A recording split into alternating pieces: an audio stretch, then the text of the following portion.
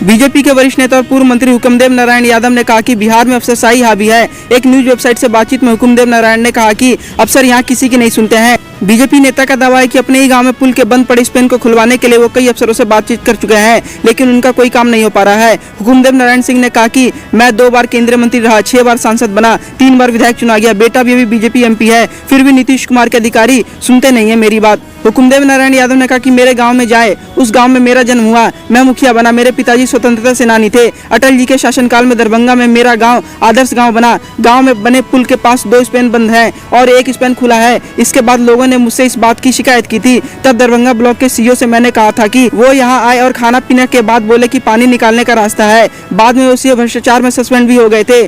हुकुमदेव नारायण यादव ने आगे कहा कि इसके बाद मैंने एसडीओ को भी लिखा तो एसडीओ ने कहा कि ना खाता ना बही, जो सीईओ कहे वही सही। इसके बाद मैंने डीएम को खत लिखा, डीएम ने इस पर रिस्पॉन्स किया और कहा कि हमको भेज दीजिए कागज, लेकिन यहाँ भी ना खाता ना बही, जो सीईओ कहे और एसडीओ कहे वही कलेक्टर के लिए सही। इसके बाद मैंने बिहार सरकार को लिखा, लेकिन मंत्री ने भी कलेक्टर की बात को ही सही माना। जब बीजेपी नेता से पूछा गया कि क्या बिहार में अफसरशाही हावी है, तब इस पर हुकुमदेव नारायण यादव ने कहा कि अभी नीतीश के राज में तो अफसरशाही है, वो अफसरशाही नहीं है, अफसर यमराज है। किसी एमएलए एमपी की हिम्मत नहीं है कि किसी के खिलाफ बोल दे। हुकुमदेव नारायण यादव ने कहा कि मेरे संसद में भाषण की वजह से मुझे इतना सम्मान मिला है, लेकिन आज जो सीईओ और पंचायत सचिव जो कहते हैं उसी को सिर्फ सच माना जाता है, मेरी बातों को नहीं।